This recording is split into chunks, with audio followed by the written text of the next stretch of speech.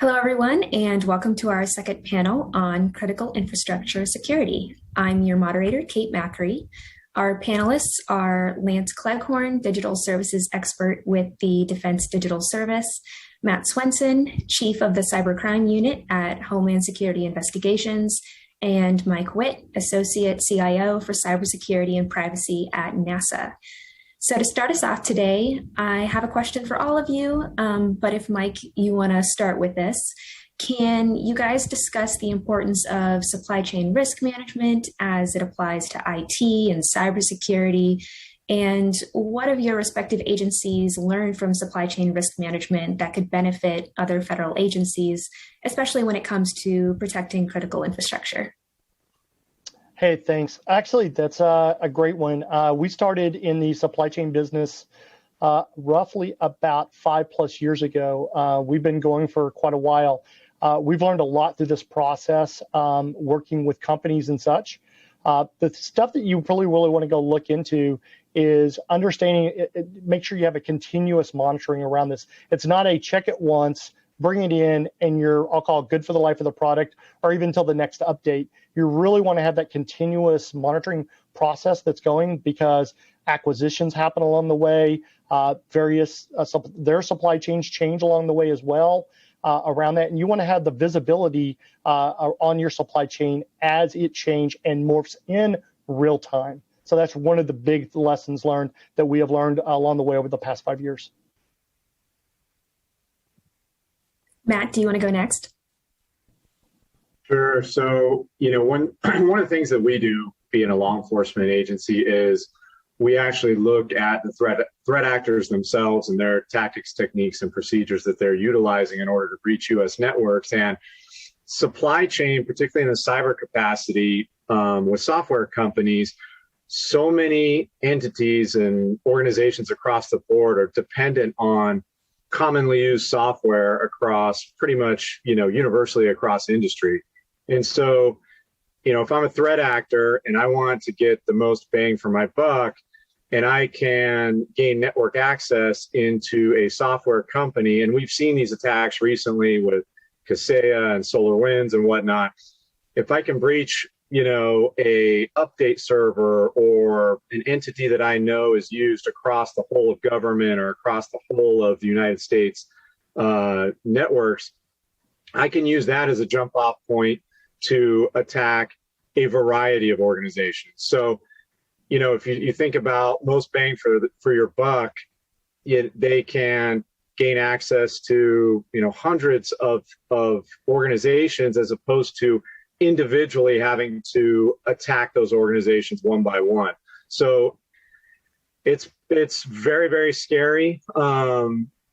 We are trying to be more proactive is one of the things that we're doing in law enforcement. We tend to be very reactive in nature, particularly on the investigative side. We're investigating crimes that have already occurred and trying to mirror those back and do the attribution on who it is that committed that crime. And we've kind of had to change our mindset and look at more of a cyber disruption type metric, where it's really advantageous for us to be preventative and get out there and supply organizations with information so that they can get to these types of attacks. You look at ransomware attacks and everything that's out kind of in the media cycle now. And there's not a lot we can do in law enforcement, honestly, when networks are already compromised, data is already exfiltrated and it's out there, and the damage is already done, or the network's completely locked down with ransomware. If we can notify them before these attacks occur, I think that's really where we can do the most good. And so we've tried to alter our mindset in order to get out in front of these types of attacks before they occur. Absolutely. Lance, do you have a perspective on this? Yeah, so I think it's really interesting that Matt brought up the SolarWinds and the Sunburst malware, because I think from GDS's perspective, it was really interesting as like a case study on sort of like the evolving network defense architectures. As we see DoD move from more like traditional defense in depth to zero trust architectures, with the COVID pandemic forcing more and more people to work from home. It's been really interesting to see, because in the case of the Sunburst malware, like our sort of kill chain in the event happened at layer 3, like it happened with aggressive deny by default ACLs. And so we're really focused on, as we evolve into like zero trust initiatives, like what happens to these sort of traditional ACL protections. And, I think it becomes an interesting case study because tightening those deny by default protections at all layers of the OSI model, and then specifically focusing in on anomaly detection, I think has been the big recommendations that we've been providing, but also sort of like paying really close attention to evolving defensive measures and how they might create gaps in protection. So building off the supply chain risk management conversation a little bit, Mike, let's go back to you. How does inventory management contribute to cyber strategy at NASA? And can you talk about inventory management in relation to NASA's critical infrastructure and more broadly in relation to critical infrastructure sectors and national security and supply chain risk management? Sure, not a problem.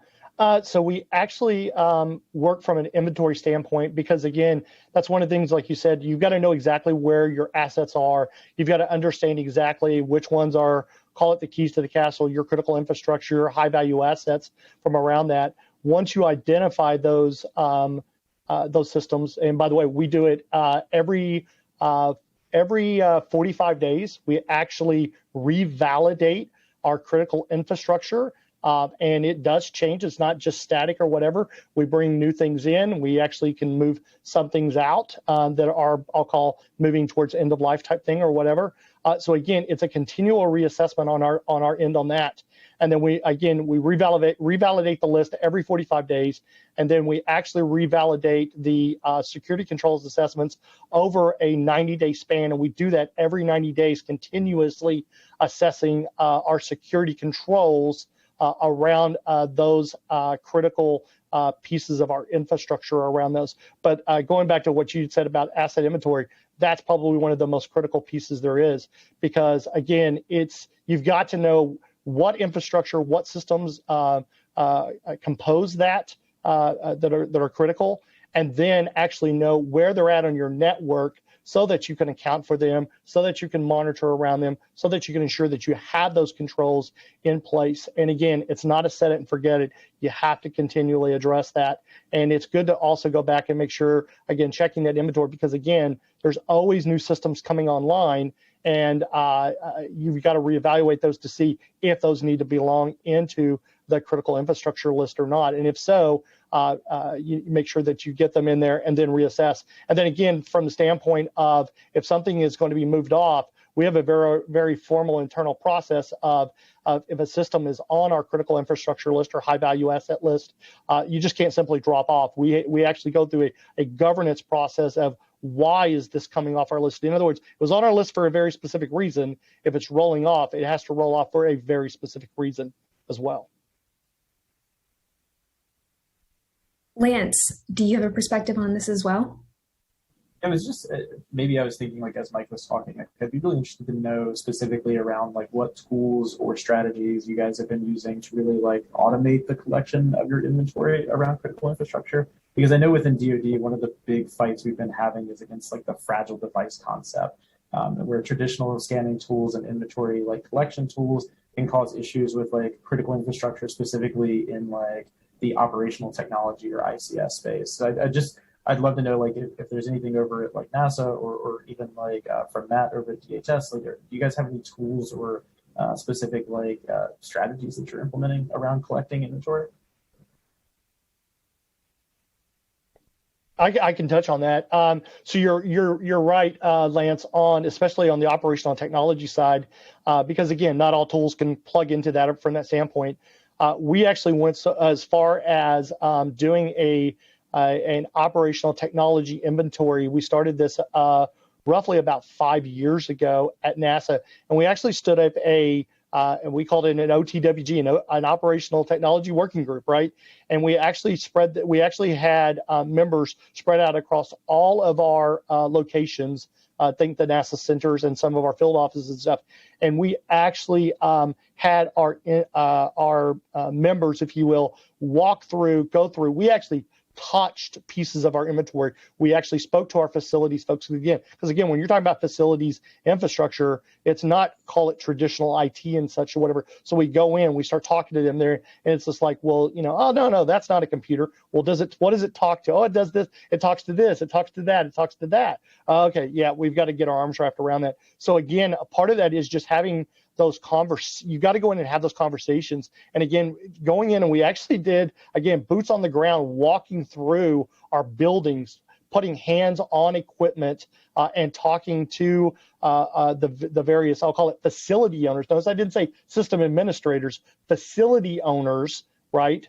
Because a lot of this OT falls underneath the facility side of the house, not the, I'll call it the traditional CIO side of the house. So again, that's what we really had to do to get our arms kind of wrapped around the OT. And then that allowed us then to start, I'll call, understanding and where it's setting on our network from that standpoint. And then that allowed us to start, I'll call it micro-segmentation. And we've actually started doing that as far as putting our OT infrastructure very, very separate parts of our network, so it's segmented off appropriately. But it wasn't a just deploy some software, click the start button, and it all just works by any means. So changing tactics a little bit, Matt, what kind of impact has the uptick in ransomware and cybercrime activity having on critical infrastructure? And can you discuss the broader impact on national security? Sure. So just a quick overview of what we're seeing in the ransomware space in general. The ransomware actors and their methodologies and the way that they function in an organized capacity is getting much more sophisticated. So we think of ransomware, the vast majority of ransomware groups, they essentially function like organized criminal networks. Some of the variant groups, we see, as many as 80 or more actors, all working in conjunction.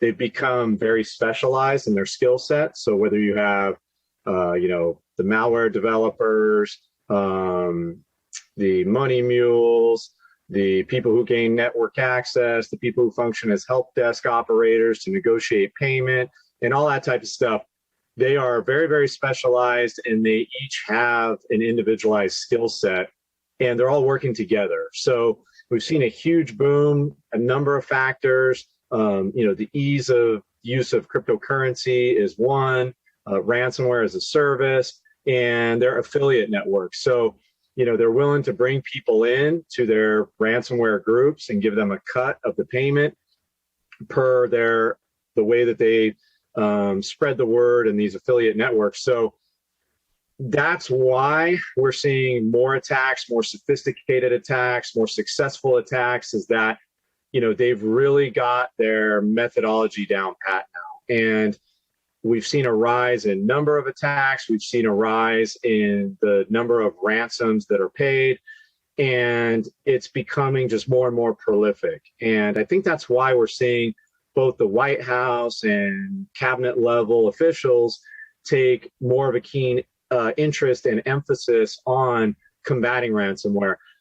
And I think, in the critical infrastructure and national security side, I think we're starting to see what used to be kind of one-off targeted attacks at individuals and not so much in the enterprise level is attacks that are really starting to strike home. So it's not like, hey, I heard about XYZ competitor, so-and-so, and it's off in the distance. It's like, hey, I'm on the, southern, eastern part of the United States, and I'm in a line at 2:00 in the morning trying to get gas because there's only 3 gas stations in the Washington, D.C. area that have any gas left. And now I'm downloading an app and trying to find out, hey, where do I go? Because I got to go to work tomorrow.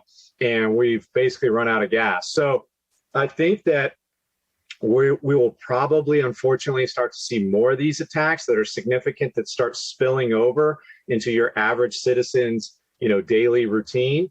You think of like the financial sector. Well, what if we had a massive ransomware attack and people aren't able to go to ATMs or go to their bank? And we've already seen those. Luckily, they haven't been on a massive scale, but transportation, all these types of sectors that are potential massive targets that are going to impact everybody's daily lives. I see that as a very worrisome trend that is going to affect people across the board. So building off of that a little bit, from all three of you, I'd love to hear about how federal agencies and critical infrastructure sectors can defend against ransomware.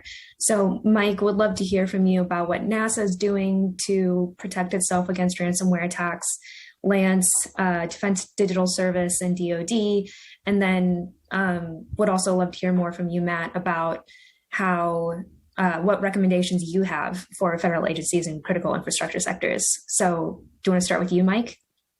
Sure. So I would say we've put a lot of protective capabilities in place, especially around our email, because that is probably the most specific threat vector that's being attacked these days with ransomware. We've went very aggressive on what email we allow to come into our network, but we've also done the vice versa. We're also aggressive on what email we actually allow out of our network from that standpoint. We've also basically done a lot of education with our users, because again, if something slips in, it really comes down to the users to recognize, not to click on something from that perspective or whatever. But again, we've got technology that actually sandboxes, I'll call it all the user clicks and everything like that. But we are running very active, I'll call it red teaming against our network at all the time. That includes, I'll throw our users into that red teaming. And we are doing phishing, we're doing vishing, we're doing whaling. We're basically throwing everything at our users, text messages, the whole thing, to get their attention around really not clicking on things or whatever. Again, I would say, it's bad, right? But really, probably the biggest thing that helped us from an education standpoint is when things with like Colonial Pipeline start, those unfortunate incidents happen, that makes it real for our users. I'll call it in the real world, right? It's not just I'm working for a government agency and I've got to do annual, cybersecurity training once a year, et cetera, or whatever, or they, we maybe participate in these crazy phishing exercises or whatever. So when things happen in the real world and they end up on, live television, or they're impacted, I think as Matthew said, at the gas pump, et cetera, trying to find gas to get to work and stuff, right? This actually helps drive and reinforce what we're trying to do, and that's actually paid off for us. The SolarWinds was a perfect example. We were impacted with SolarWinds here at NASA, but what really came about of it, because again, that incident was so heavily advertised within the media around that and the results of it or whatever, I'm now got, I'll call it constituents here on our mission sides or whatever, that's coming to me going, hey, your job's tough. We get it now. How can we help you help us? And, that's a change in conversation that's happened over the last 5 years since I've been here. And so that's really what's kind of helped on us, is it's gotten real for our users. Lance, would love your perspective and how specifically at DoD, how you guys are working to improve policies around industrial control systems technologies and OT technologies, especially within the context of ransomware. Yeah, absolutely. So that's a really good question. And I think, so DDS has been focused in a couple of different areas that we feel best suit like sort of our mission within DoD. So we're working from like a policy perspective to see logical extensions of existing IT frameworks. So if you think like RMF with OT or ICS inclusive models, like the Purdue Para model, to even begin understanding where within our networks OT and ICS devices live. And I think we've also found that there's a significant lack of security-focused tooling for OT and ICS devices. But then it's really interesting because there's pockets of excellence within DoD. that have really like created and tested out their own tools and sort of like solved the problem themselves. So we're working on evaluating these tools that we've come across for maybe wider adoption within DoD, and then even potentially open sourcing them. We believe that improving the overall cyber resiliency of these devices and products is probably where we need to spend a lot of effort, specifically working with vendors to assess and harden their devices prior to release would be a huge win. If you think about like the initial vector for Kaseya being like sort of a 0-day CVE within their products, like it's an interesting concept to think that we could combat that kind of initial vector and kill chain this much earlier in the process. Really like getting at like what is our recommendation? Like how do we get to doing that? Our Hack the Pentagon initiative over at DDS is where we focused on bringing crowdsourced and boutique penetration testing. So recently we focused a lot in the ICS and OT parts of DoD networks.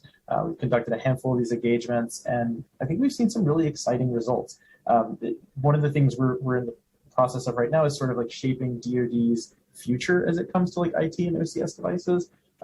And these sort of assessments give us the window into like what works good and what doesn't work so great, and sort of helps us pivot towards that direction.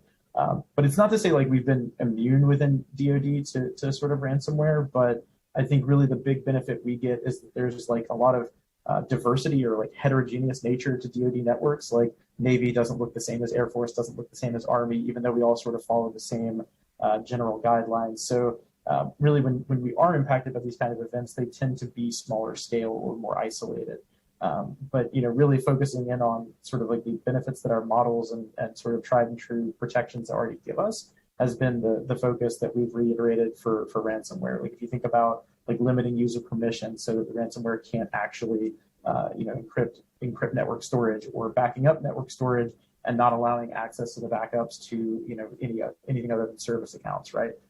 So really, I think that's been our focus, is that we've seen a lot of the ransomware has been like drive-by downloads and sort of like not extremely targeted when it comes to DoD. So that's really been our saving grace.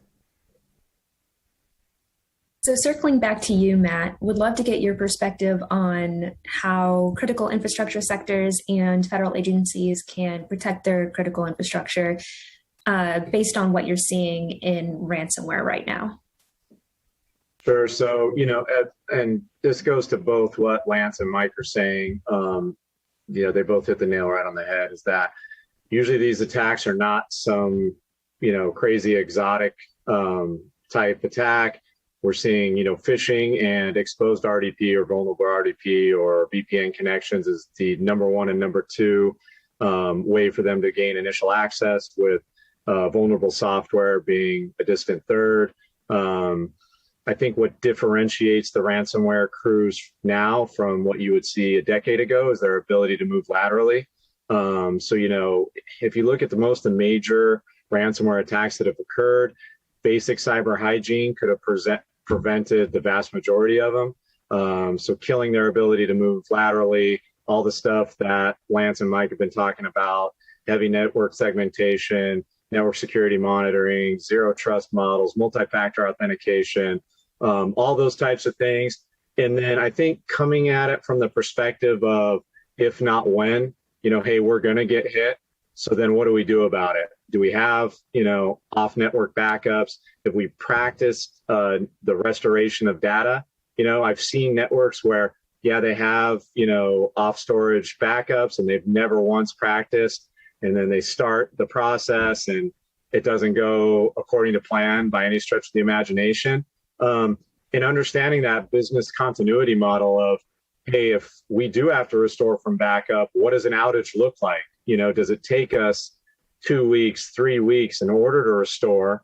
And I think that ransomware actors realize that. They understand how painful 2 or 3 weeks of downtime can be, and they adjust the ransom accordingly, knowing that, hey, we're more likely just to pay it and be done with it than to go through a rigorous 2-3 week of downtime, which can cost the organization, a painful, absorbent amount of money. So all the stuff that both Mike and Lance are talking about, I think you start from the basic cyber hygiene, work your way up. And as you start to prevent just those basic things and get more and more secure, I think you do end up preventing the vast majority of these types of attacks. Absolutely.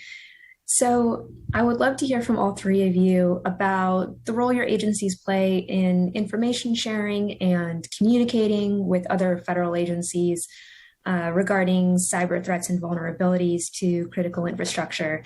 And I would love to hear how collaboration and information sharing could boost resiliency, but also what some of the limitations of that are. Matt, do you want to start us off there? Sure. So I know that that's been a huge focus now with DHS, particularly at the department level, is that, hey, we need to have a whole of government approach and a whole of department approach. So we've been split up into tiger teams on various issues, ransomware being one, where we bring all of the agencies from the department together and see how they're approaching it so that we have a common message that's being distributed out amongst all of the agencies, that we're not saying different things and confusing people. And then law enforcement as a whole also really, coming from the executive branch, we've all been trying to get on the same page too, so that we work together, we deconflict what we're doing on combating cybercrime, that we know what all the other agencies are doing, and if we have similar type work, making sure that we work in a collaborative function. And then again, when we get our message out, we want to make sure that it's one synchronized message across the board so that we're not saying different things and confusing people. That's been a huge, huge emphasis. A lot of what we're doing is very new, and you have to be adaptable and flexible. And, that's kind of one of the difficult things amongst government. It doesn't tend to be the most flexible organization out there. And so I think having these types of meetings and discussing these types of issues helps get that message just tuned in right, so that, the end user kind of understands what we're trying to convey to them. Lance or Mike, do you want to jump in? I can take a stab at this because I think it's interesting to be in here with some of the federal folks like Mike and Matt, because DoD can be a little bit interesting when it comes to talking about like information sharing. Like I think it's something that we do relatively well internal to DoD, but maybe not something that we do fantastically outside of DoD. One of the things that I've been really excited about is NSA's recently like blog efforts and TTP efforts in releasing more and more information on threat campaigns. So I think things like that are really exciting, but it can almost seem like antithetical to what DoD's like main mission is in terms of supporting the warfighter and like actually, looking at these threats from an offensive capability. So when it comes to information sharing, one of the things that DDS has been a huge proponent of is responsible disclosure, specifically through the CVE process and getting things out into the public sphere. And I think it's great to see that like folks like NSA are sort of like leading the charge in that as well. And maybe we're actually getting to a point where DoD can be more communicative and more involved in information sharing with the general public and the world at large.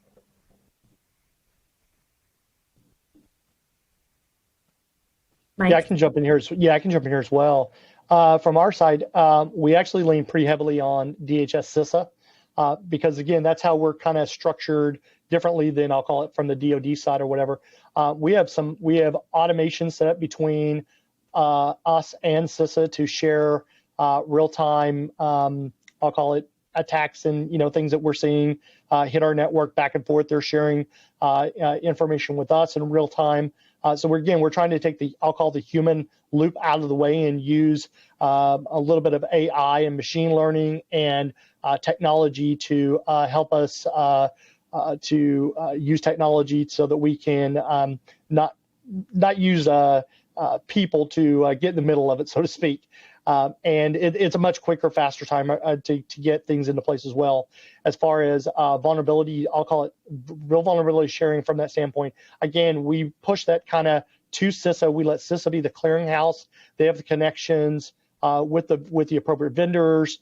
They have the connections with DoD, the intelligence communities, and others, as well as they actually have a responsibility not with just working with the federal government. They also work with the various ISACs. They work with the various critical infrastructures and such like that. So we basically we share with CISA, let CISA handle the, I'll call up and out from that standpoint. We worry about kind of our down and in. Again, we've got partners that we work with from the standpoint of on the space side. When you start thinking about European Space Agency, Japanese, the Canadians, et cetera, whatever, we do have very close relationships with them because we're on the space station together and stuff. So we actually have to have a very good tight relationship with them to share information so that we don't have any issues on that side of the house as well. So very good from that standpoint. As far as getting back to, kind of how we take the vulnerabilities and help educate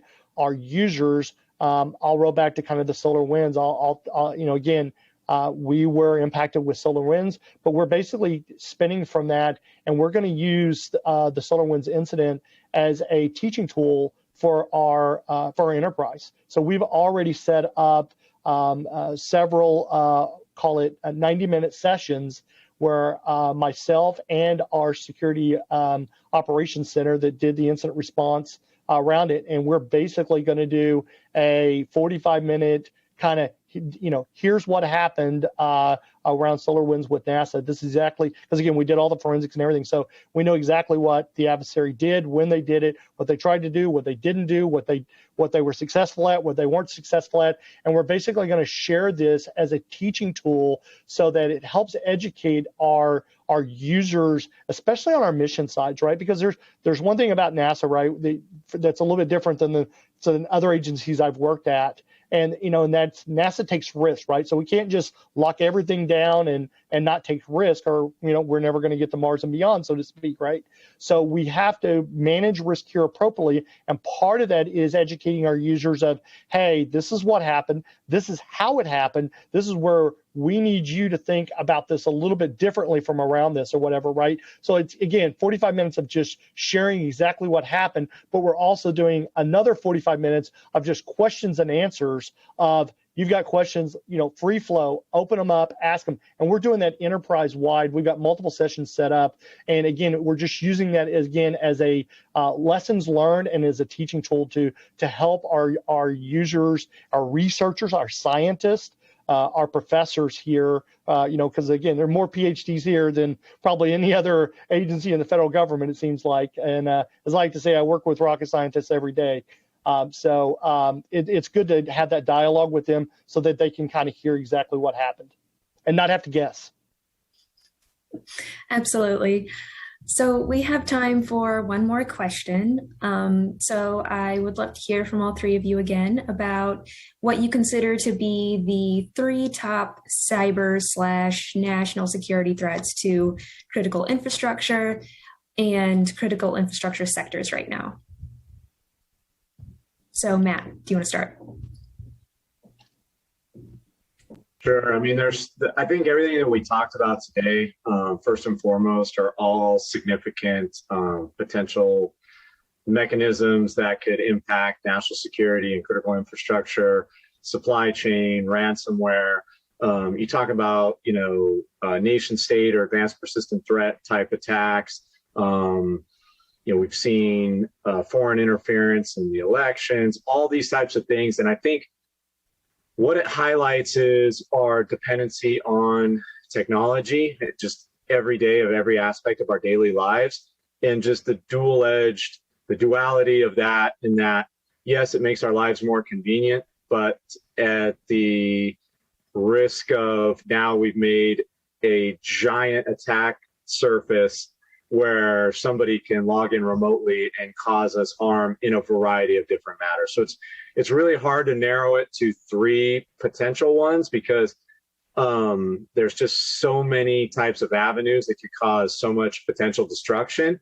I would say one thing in particular that we haven't seen in a wide scale use yet is destructive ransomware. So we've seen kind of cyber criminal component come in and lock networks down. But at the end of the day, they've basically been pretty amenable to providing a decryption key and then our networks are able to get back up and running, and then everybody has those resources. But what were to happen if we started to see entities that are locking things down and they don't care about the ransom? That's not why they're doing it. They're doing it to cause permanent damage, wiping software, stuff like that that comes in. I think that is something that could cause a lot of harm. We've seen it a little bit here and there, but we haven't seen it wide scale in the United States, and it's something I think that could be very worrisome on a national security and critical infrastructure type level. Mike or Lance, do you want to go next? I can jump in. So for me, I would say I'll throw out supply chain. Also throw out ransomware, kind of what Matt just said. The destructive side of that is probably the thing that scares me most. The last thing I'll throw in is cloud, right? I mean, we're all now making that move from on-prem to cloud. And the scary thing about cloud is it takes the control away, right? I mean, the mitigations that I can do on-prem, I can't do those same mitigations in the cloud. In a lot of cases, I'm dependent upon a third party, if you will, from around that and stuff. So that's kind of where I'm nervous at, because again, we're all in on cloud, right? And not just NASA, but I'm just saying, kind of, you know, as a planet, right? We've went all in on cloud. Yeah, I'll take a stab as well. So I'll say, like, definitely to echo everyone else, ransomware is obviously top of mind. I think it's top of mind for everyone. We've seen the impact both operationally and financially in recent time. So I think it's obvious that one comes in at number one. One of the ones that I find really interesting, and I'm glad Mike brought it up earlier, is like shadow IT or OT in some cases. It's a huge one in our experience. It's really, really rare that organizations have a full accounting of their IT devices, much less their OT and ICS devices. And specifically, like Mike hit on the point of like how they interconnect to their existing networks and the internet. So I think that's definitely a really big threat vector. And then lastly, like denial of service. Like I think, you know, in general, we sort of like tacitly think like, oh yeah, obviously like denial of service is sort of like the end goal of a lot of these things. But one of the more interesting ones, I think, is the colonial pipeline, right? Because the denial of service didn't come from the ransomware attack. It came from people's reaction to the news of the ransomware attack. And I think those kinds of like second and third order effects are really interesting to sort of like focus in on and study to see like how can cyber attacks like result in real world impacts, even indirectly in some cases. For sure. Well, we're out of time now. Thank you so much to our panelists for a great conversation. And now it's time for our next industry perspective with Graham Slingbaum from CyberArk.